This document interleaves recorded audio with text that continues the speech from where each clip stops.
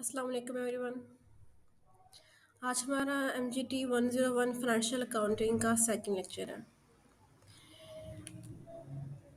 लेकिन इसको स्टार्ट करने से पहले अगर आपने मेरा चैनल लाइक या सब्सक्राइब नहीं किया हुआ तो उसको लाइक या सब्सक्राइब कर दें और बेल आइकन पर लाजमी क्लिक करें ताकि आपको फ्यूचर लेक्चर की नोटिफिकेशन मिल सके और आपका कोई भी टॉपिक कोई भी लेसन स्किप ना हो। लेक्चर अपलोड करने में थोड़ा डिले आ गया कुछ रीजंस की वजह से, लेकिन इंशाल्लाह जो बाकी लेक्चर है वो टाइमली अपलोड कर दिए जाएंगे ताकि आप लोगों की पढ़ाई का हर्ज ना हो। चलिए स्टार्ट करते हैं। इसका आज के टॉपिक का जो लर्निंग ऑब्जेक्टिव है वो ये है कि हमें एक आइडिया लेना कैसे जो एक्चुअल जो रिकॉर्ड कीपिंग है वो स्टार्ट हुई है, ठीक है। उसमें हम कुछ डिफरेंट चीज़ों के बारे में पढ़ेंगे जैसे कैपिटल प्रॉफिट और बजट वगैरह के बारे में भी। बजट पे वैसे मैं आपको प्रीवियस में काफ़ी एक्सप्लेन कर दिया था पिछले लेक्चर में भी। अच्छा, different type of business entities होती हैं। कमर्शियल ऑर्गेनाइजेशन हो गई, नॉन कमर्शियल ऑर्गेनाइजेशन हो गई। कमर्शियल ऑर्गेनाइजेशन प्रॉफिट ओरिएंटेड होती है जैसे सोल प्रोप्राइटरशिप हो गया, पार्टनरशिप हो गया, लिमिटेड कंपनीज हो गया। इनका जो मेन एम होता है वो होता है प्रॉफिट अर्न करना। लेकिन कुछ नॉन कमर्शियल ऑर्गेनाइजेशन भी होते हैं जैसे एनजीओज, ट्रस्ट, सोसाइटीज़। इनका मेन एम प्रॉफिट ओरिएंटेड ये प्रॉफिट अर्न करना नहीं होता, जबकि बल्कि इनका जो मेन एम होता है वो लोगों की वेलफेयर होता है, कुछ वेलफेयर के काम वगैरह कर देना। ये इनका मेन एम होता है। Basic concept of record keeping. Basic concept क्या है कि बस एक डायरी ले लें, एक डायरी बना लें ट्रांजेक्शन की जिसमें आप डेली ट्रांजेक्शन रिकॉर्ड कर रहे हो जैसे सेल परचेज वगैरह आपने एक डायरी में आपने रिकॉर्ड कर दिया। ये एक बेसिक कंसेप्ट है इसका। लेकिन इसमें कुछ प्रॉब्लम्स हैं। वो ये है कि हमें नहीं पता कि कौन इनकम या जो एक्सपेंस जो मैं इनकम कर रही हूँ इनके सोर्सेज क्या हैं, ठीक है। ना ही मुझे ये आइडिया है कि कौन सी प्रोडक्ट किस प्रोडक्ट से बेटर बिक रही है, कौन सी नहीं बिक रही है, क्योंकि मैंने तो एक पेज में मैंने ट्रांजेक्शन लिख के रख दी हैं। अब मुझे नहीं आइडिया, मुझे सेपरेट उसका एनालिसिस बनाना पड़ेगा। वही हमारे पास सिर्फ एक शीट है ट्रांजेक्शन्स के लिए जिसमें एक पेज जिसमें मेरी सारी ट्रांजेक्शन लिखी हुई है, कोई एनालिसिस कोई डिटेल नहीं है, एक पेज बस मैंने लिख दिया हुआ है। जैसे नीचे एग्जांपल एक शेयर की है मेरी डायरी ऑफ ट्रांजेक्शन्स की। मैंने तो है नहीं, आप लोगों की हैंड आउट से इसमें देखें उसने बस सारा लिख दिया, बस मैंने ये चीज़ बेची, ये इतना कैश है, ये मैंने बिल पे कर दिया। मतलब एक पे में मैंने सारी अपनी ट्रांजेक्शन लिख दी कि जनवरी के मंथ में मेरी ये ट्रांजेक्शन हुई हैं। इसके अलावा मेरे पास और कोई एनालिसिस कोई डिटेल नहीं है। हमारे पास अवेलेबल अल्टरनेट क्या है? हमारे पास एक अवेलेबल अल्टरनेटिव ये है कि मैं एक पूरी ट्रांजेक्शन रिकॉर्ड कर दूँ, मंथ एंड पे मैं इससे डेटा सेपरेट कर दूँ कि मैं एक डिटेल बना लूँ कि मेरी सेल इतनी है, मेरी परचेज इतनी है, मेरे इलेक्ट्रिसिटी के एक्सपेंस इतने हैं, मेरा सैलरी के एक्सपेंस इतने हैं। तभी मैं इससे प्रॉपर एनालिसिस बना सकती हूँ। लेकिन ये तब मुश्किल हो जाएगा जब मेरे नंबर ऑफ़ ट्रांज़ैक्शन मेरी थाउज़ेंड्स में होंगी, तब ये एनालिसिस बनाना बहुत टाइम कंज्यूमिंग है और सम टाइम हो सकता है कि आपका जो बेनिफिट क्या नाम है इन्फॉर्मेशन को एक्सट्रैक्ट करने का जो एनालिसिस वगैरह बनाने का जो बेनिफिट है, वो बेनिफिट कम हो बजाय इसके कि आप उसमें कॉस्ट ज़्यादा इनकर करें, क्योंकि ज़ाहिर है आपको एक एम्प्लॉई हायर करना पड़ेगा अगर आपके ट्रांज़ैक्शन ज़्यादा हैं, जो आपको मंथ एंड पे ऐसी डिटेल या ऐसे एनालिसिस बना के दें। फिर एक और चीज़ है इसमें, ये जो डायरी ऑफ ट्रांजैक्शन है ये सिर्फ मेरी कैश ट्रांजैक्शन रिकॉर्ड करता है, लेकिन बिजनेसेस मोस्टली उधार पे भी चलते हैं। अब मैं उधार के ट्रांजैक्शन के लिए अब मैं एक सेपरेट डायरी बनाऊँ, उसमें अपने उधार के ट्रांजैक्शन लूँ, फिर मैं एक सेपरेट एक और डायरी बनाऊँ जिसमें मैं ये मेंशन करा दूँ कि मेरा कितना रिसीवेबल है, कितना पेबल है, फिर उसका उसका मैं देखूँ। तो ये चीज़ बड़ी मुश्किल हो जाती है। अब रिक्वायर्ड रिजल्ट्स कैसे लिए जाएँ? क्या मुझे एक और डायरी की ज़रूरत है जिसको जिसमें मैं क्या नाम है दोनों ट्रांजैक्शन को सब जिसमें मैं इन दोनों ट्रांजैक्शन का जो प्रॉपर एनालिसिस लिखूँ, फिर मैं दोनों डायरीज को कंबाइन करूँ, फिर मैं उसमें सेपरेट बनाऊँ कि या फलान प्रोडक्ट्स से ये सेल है, फलान प्रोडक्ट से ये सेल है, फलान की ये परचेज है, फलान की ये परचेज है। तो वो बहुत जो है ना ये कम्बरसम हो जाएगा मेरे लिए। अब तभी एक आइडिया इंट्रोड्यूस हुआ इस प्रॉब्लम को देखते हुए कमर्शियल अकाउंटिंग का। Commercial accounting double entry book keeping है, ठीक है। अब दो तरह की आपने सुना होगा, single entry system, double entry system. जो डबल एंट्री में कमर्शियल अकाउंटिंग है, सिंगल एंट्री डबल एंट्री का दोनों का मैं डिफरेंस एक्सप्लेन कर देती हूँ। सिंगल एंट्री सिस्टम या कैश अकाउंटिंग सिस्टम ये है कि इसमें सिर्फ मेरी कैश ट्रांजेक्शन इन्वॉल्व होती हैं। इसमें सिर्फ एक ट्रांजेक्शन का रिकॉर्ड होता है। मैं इसमें अपने source of transaction he mention कराती हूँ। सिर्फ मैं कहती हूँ यार कैश रिसीव हो गया, कैश पे हो गया, दैट्स इट। लेकिन जो डबल एंट्री बुक कीपिंग या कमर्शियल अकाउंटिंग है उसमें ये है कि मैं उसमें सेकंड सोर्स मेंशन करती हूँ कि मुझे अगर ये इनकम आई या फिर मैंने ये एक्सपेंस किया तो इसके सोर्सेज क्या है, मुझे कहाँ से नहीं आई, ठीक है। जैसे सपोज इलेक्ट्रिसिटी का बिल अगर मैंने पे कर दिया है, इलेक्ट्रिसिटी एग्जाम्पल ले लेते हैं, इसमें हमारा पेबल्स का सीन भी आ जाता है। सपोज अगर मैंने कोई एक्सपेंस पे किया, मैं कहूँगी एक्सपेंस ऑफ मेरा कैश, ये मैं अपना सोर्स अपना मेंशन करा रही हूँ, या फिर मैंने उधार में क्या एक्सपेंस डेबिट पेबल कह रही, लेकिन साथ में मेंशन कराती हूँ।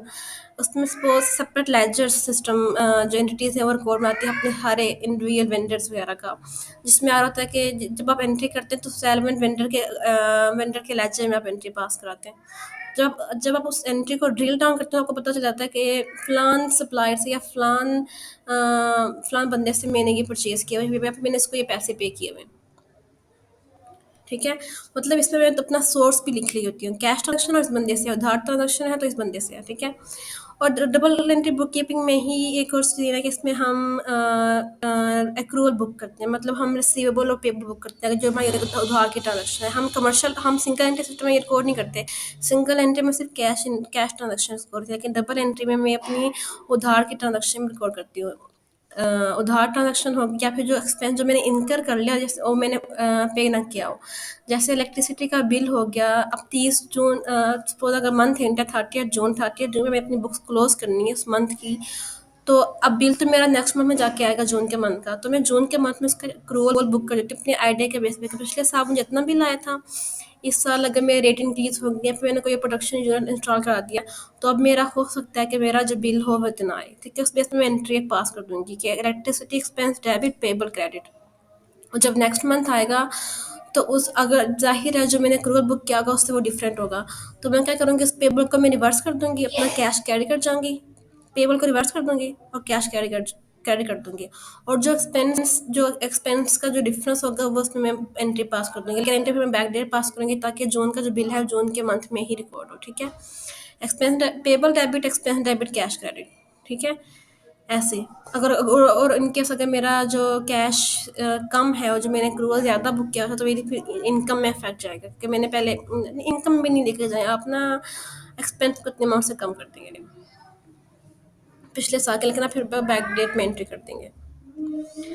अच्छा, कैपिटल क्या होता है? आप सबको आइडिया है कैपिटल क्या होता है? कैपिटल वो अमाउंट है जो ओनर बिजनेस में इन्वेस्ट करता है, ठीक है। जो भी अमाउंट जो ओनर बिजनेस में इन्वेस्ट करो उसे कैपिटल कहते हैं, लेकिन हर एक कैपिटल का कोई रिटर्न होता है।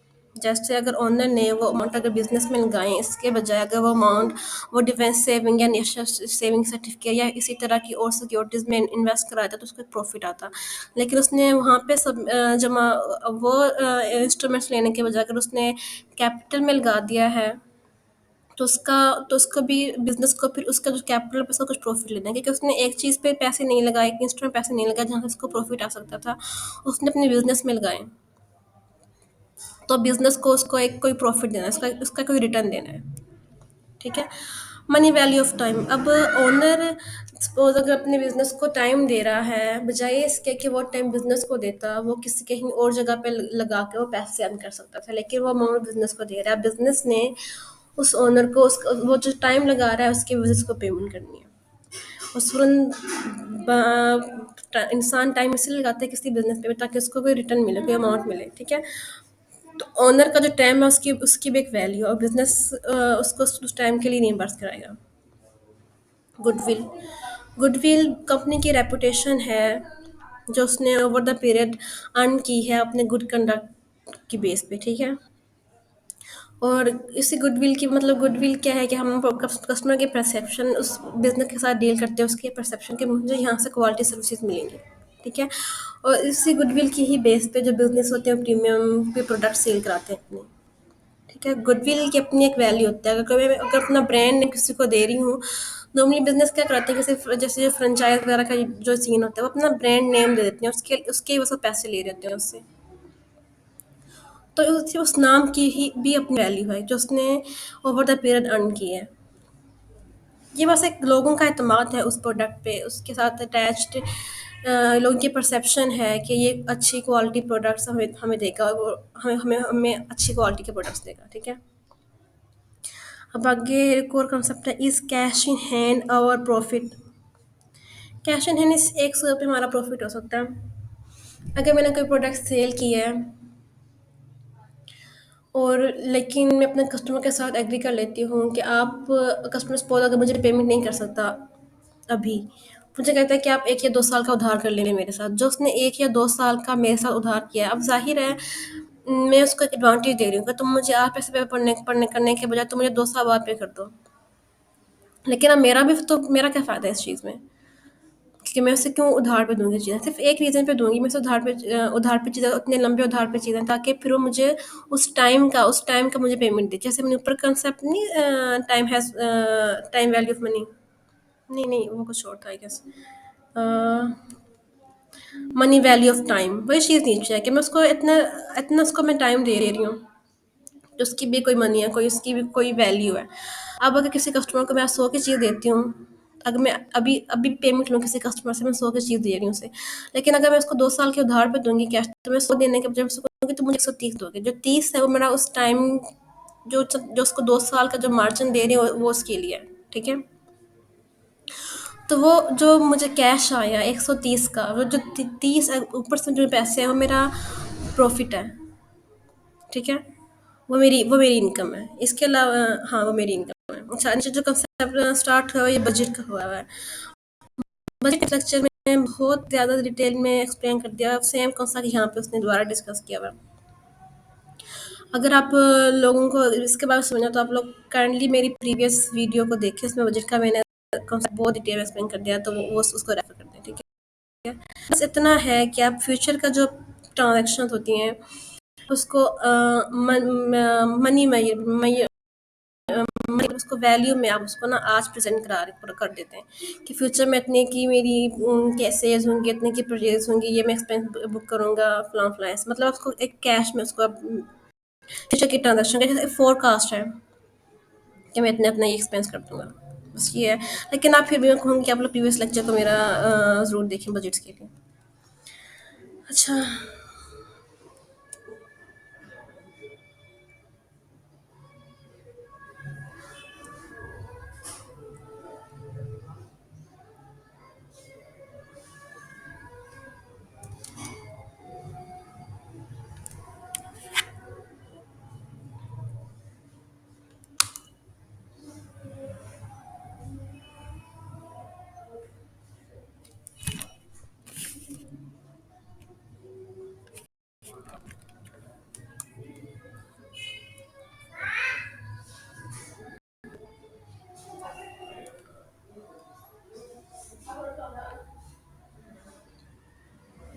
अच्छा, यहाँ के लेक्चर का यहाँ पे हम एंड करते हैं। इंशाल्लाह नेक्स्ट लेक्चर में जल्दी अपलोड कर दूँगी।